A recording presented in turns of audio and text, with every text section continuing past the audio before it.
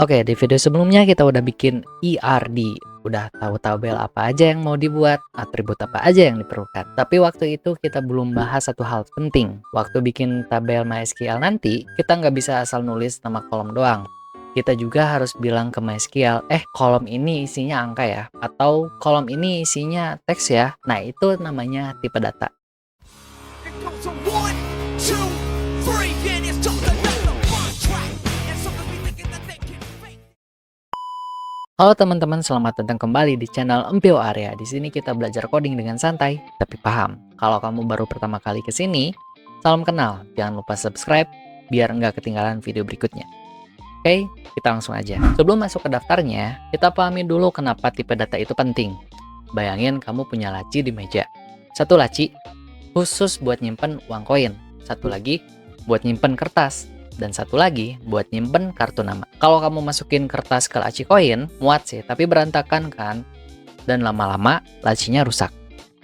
Database itu sama, setiap kolom punya laci masing-masing. Dan kita harus tentuin dari awal, laci ini buat nyimpen apa. Dengan tipe data yang tepat, database jadi bakal lebih cepat, memori lebih efisien, data lebih aman dan konsisten, dan nggak ada data aneh yang masuk ke kolom yang salah. Oke, sekarang kita bahas satu persatu tipe datanya.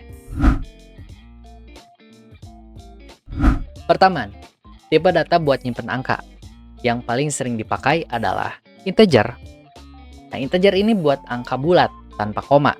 Contoh penggunaannya bisa buat ID pelanggan, stok, jumlah barang. Nah, integer ini bisa nyimpen angka dari minus 2 juta sampai plus 2 juta. Kalau mau angkanya selalu positif, tambahin unsigned.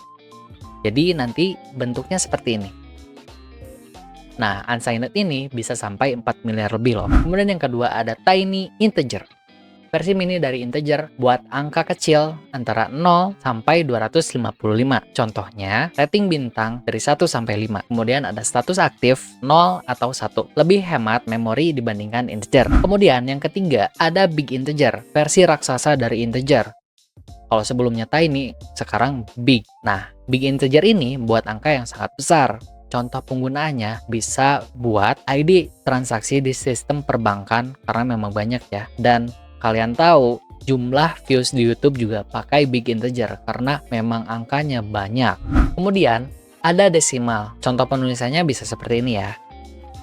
Nah, desimal ini buat angka dengan koma. Paling cocok digunakan untuk harga atau uang. P ini melambangkan total digit. Total digitnya mau berapa? Kemudian S ini adalah digit di belakang koma. Nah, contohnya penggunaannya bisa dilihat seperti ini. Bang, kenapa bukan float atau double buat uang? Karena float itu bisa bikin pembulatan yang nggak akurat. Dan ini bisa bahaya buat transaksi keuangan. Kemudian ada float dan double. Buat angka desimal yang nggak butuh presisi tinggi, float dan double bisa digunakan buat koordinat GPS atau hasil pengukuran ilmiah. Dan ingat, jangan pakai ini buat harga atau uang ya. Nah, yang kedua ada tipe data buat nyimpen teks. Yang pertama ada varchar atau variable karakter teks dengan panjang maksimal n karakter. Tapi fleksibel. Kalau isinya cuma 5 karakter, ya cuma makan 5 karakter memori. Contoh penggunaannya bisa seperti ini. Misalkan ada nama dengan tipe data variable karakter dengan maksimal karakternya 100.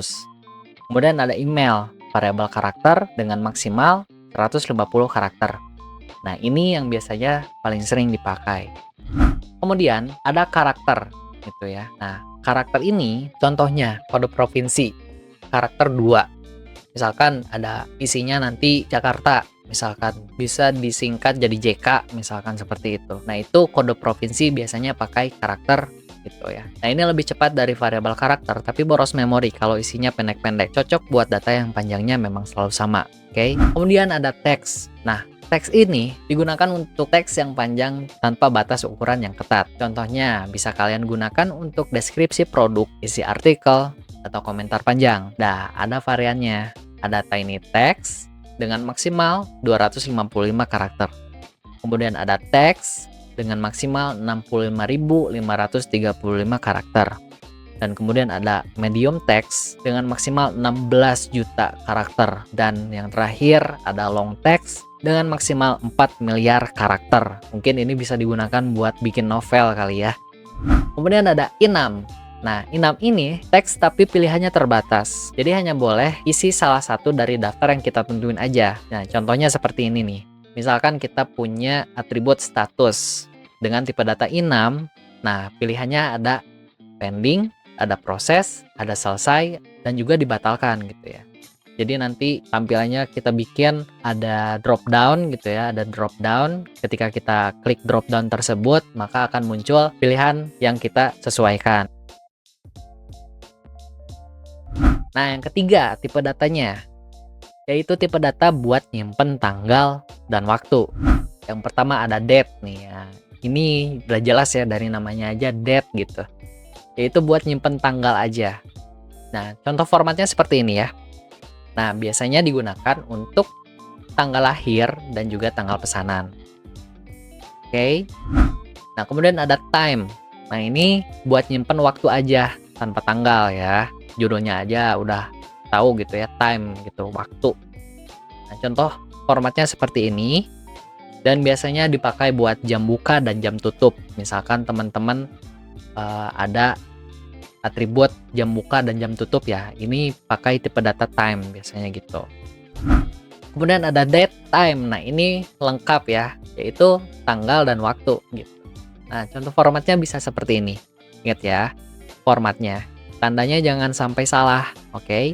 Kalau date itu pakai dash, kalau misalkan waktu itu pakai titik 2. Oke? Biasanya digunakan buat waktu transaksi. Tuh. Karena memang waktu transaksi itu dibutuhkan informasi yang lebih detail gitu ya. Kemudian ada timestamp. Nah, timestamp ini mirip dengan date time, tapi ada fitur spesialnya, jadi bisa otomatis terisi gitu.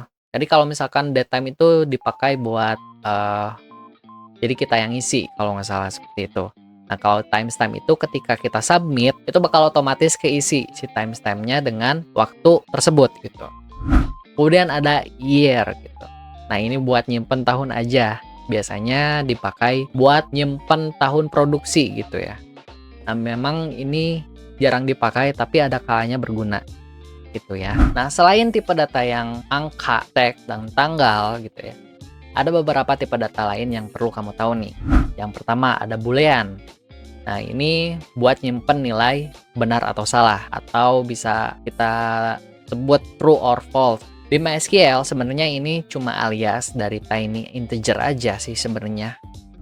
Kemudian ada blob atau binary large object buat nyimpen data biner seperti file, gambar, dan dokumen. Tapi jujur nyimpen file langsung di database itu jarang direkomendasiin. Kenapa? Karena misalkan teman-teman ada yang gambarnya ukurannya besar, nah itu bakal bikin database teman-teman bakal lebih lambat gitu. Jadi teman-teman ketika membuka project teman-teman itu bakal lebih lama, dan apalagi kalau misalkan udah sampai hosting gitu ya, udah kalian publikasiin gitu, itu bakal ngaruh banget. Jadi misalkan teman-teman ada website gitu ya, website toko online, terus kalian hosting dan orang-orang bakal ngebukanya itu bakal lebih lama biasanya.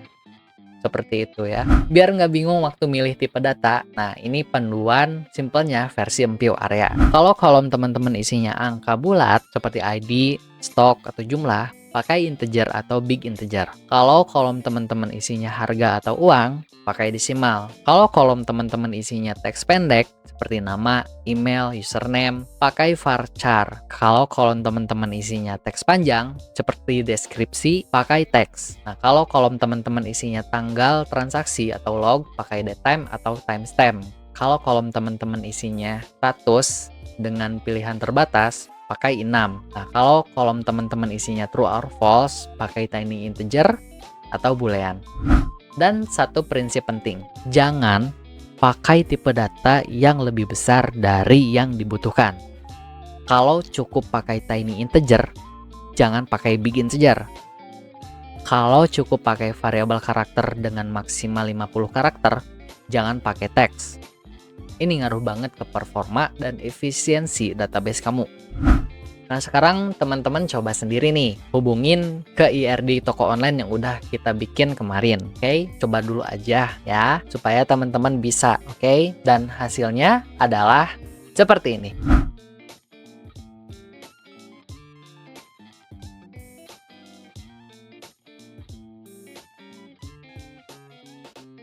Oke, gimana nih? Ada yang sama atau ada yang beda? Nah, nggak apa-apa kalau misalkan teman-teman ada yang beda, karena mungkin menurut teman-teman itu yang dibutuhkan oleh teman-teman gitu ya. Tipe datanya seperti itu, asalkan jangan sampai terlalu jauh dari prinsip. Nah, di video berikutnya kita bakal install MySQL dan PHP MyAdmin. Nah, kenapa PHP MyAdmin? Karena kalau misalkan teman-teman langsung ke MySQL itu bakal lebih pusing. Nah, MySQL asli itu sebenarnya lebih pakai terminal, jadi teman-teman harus bisa terminal dulu sebenarnya kalau misalkan mau ke MySQL. Nah, kalau pakai PHP MyAdmin itu teman-teman bakal lebih gampang gitu belajarnya karena mempunyai interface yang nyaman di mata kalau MySQL itu.